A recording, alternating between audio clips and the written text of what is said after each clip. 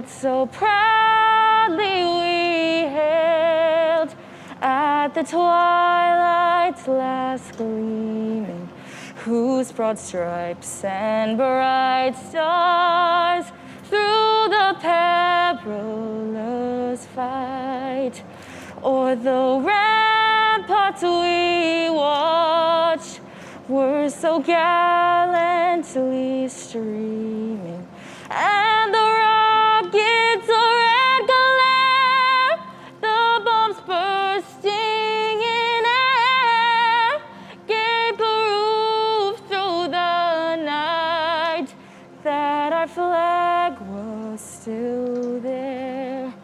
Oh, say does that star-spangled banner yet wave o'er the land of the free and the home of the brave?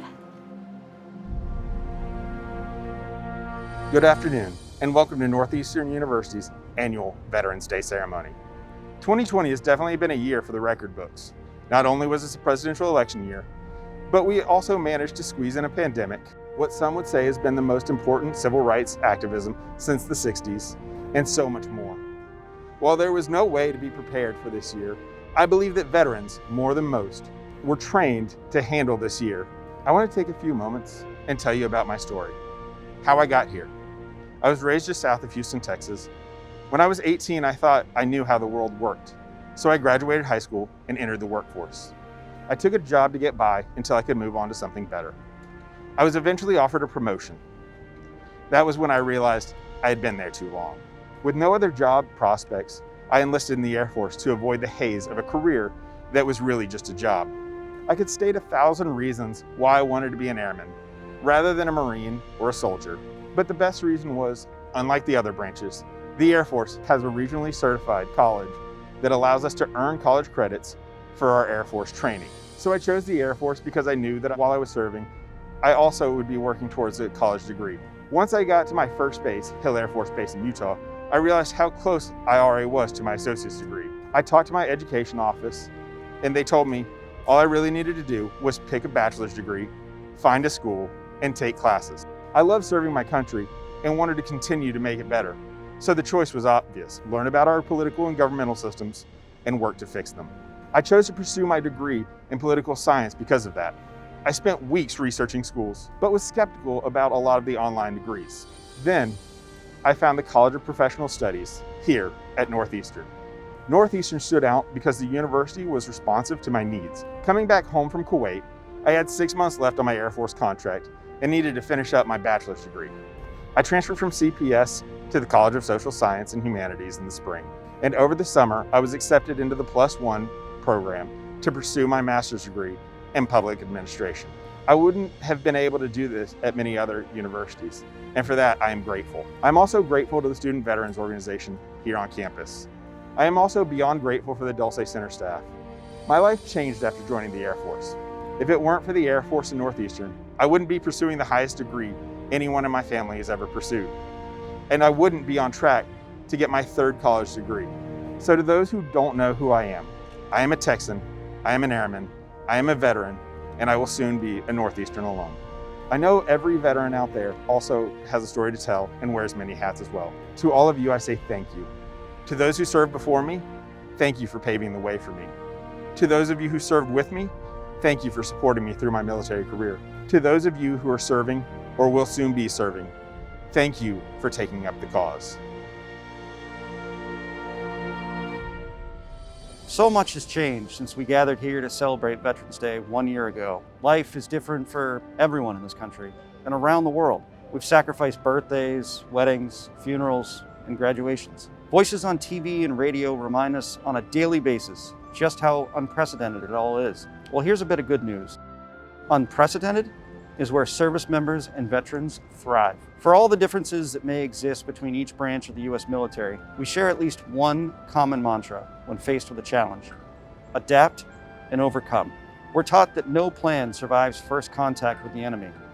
This is true throughout life, not just during military service. The veterans' ease with adjusting to new circumstances, the entrepreneurial mindset they employ to solve for the unpredicted, and their ability to pivot quickly to a new plan is why so many employers have veteran hiring initiatives. Across industries, both public and private, they seek veteran talent to infuse their organizations with these intangible qualities.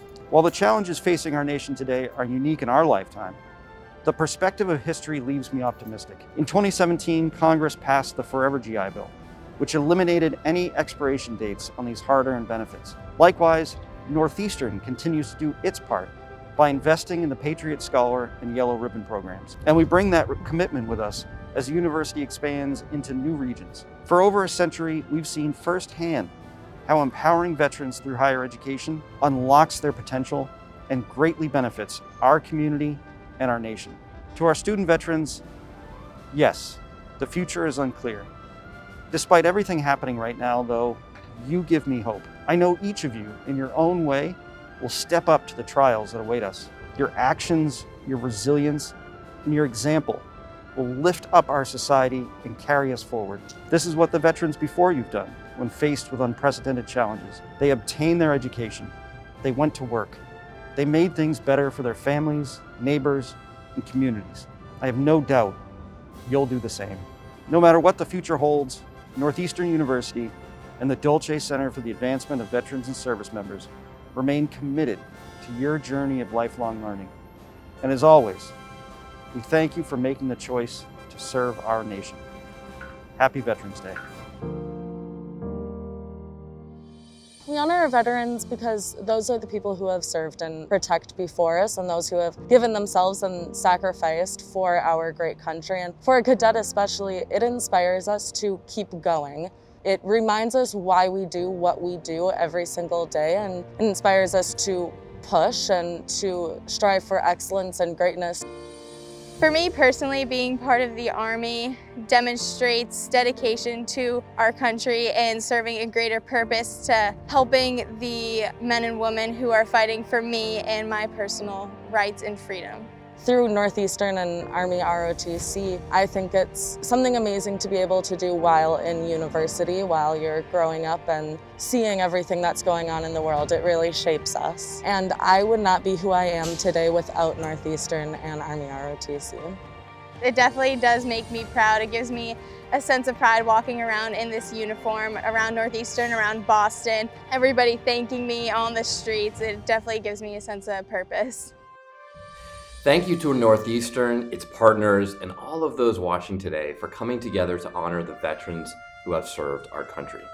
I'm sorry that we can't be together, but I'm thankful we have not let this pandemic stop us from recognizing the service of our vets. I want to take this time to talk about some important things I'm doing in my district here in Massachusetts and down in Washington that impact veterans and those still serving our country.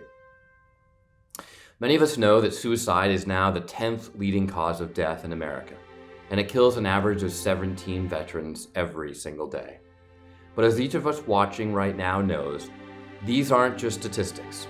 These are real people who leave behind grieving families and communities. They're the men and women who served with me in Iraq, who carried the mental scars of their service on behalf of our nation. They are our friends, neighbors, colleagues, and loved ones. They're veterans from Vietnam, even Korea, and we are losing too many of them. It's time to break the stigma around seeking help for mental health. But in the meantime, make sure you look out for those who need mental health assistance, especially veterans on Veterans Day. The House Armed Services Committee this year started a task force on the future of defense. And the task force work culminated in our recent report, which comes down to our peer adversaries, China and Russia, who have not only caught up to us, but are surpassing us in critical areas linked to our national security. It doesn't matter who is in charge, who the president is, what party holds the House or the Senate. We need a plan to counter our enemies, and this report gives us the path forward. The point of the Future of Defense Task Force was to find the consensus on a long-term strategy to confront these challenges and to win this competition beyond 2030. I encourage you to read the Future of Defense Task Force report. These are just some of the things that I'm doing that impact those who have served and those who are still serving our country. Thank you again to Northeastern and to everyone involved in today's event. And to my fellow veterans, I'm with you and I have your back. Please reach out if there's anything I can do for you. Take care. We are here today to celebrate our veterans and all those who keep us safe and secure in our nation. We often take that for granted. Our task is not to thank them only. It is also to provide them with the means to remain secure, to remain resilient, and we are doing that in many ways. Here at Northeastern, we feel that we have a role to play. Our obligation is manifesting itself through the commitment to discover new ways to help this nation remain safe. We do it through our knowledge discovery.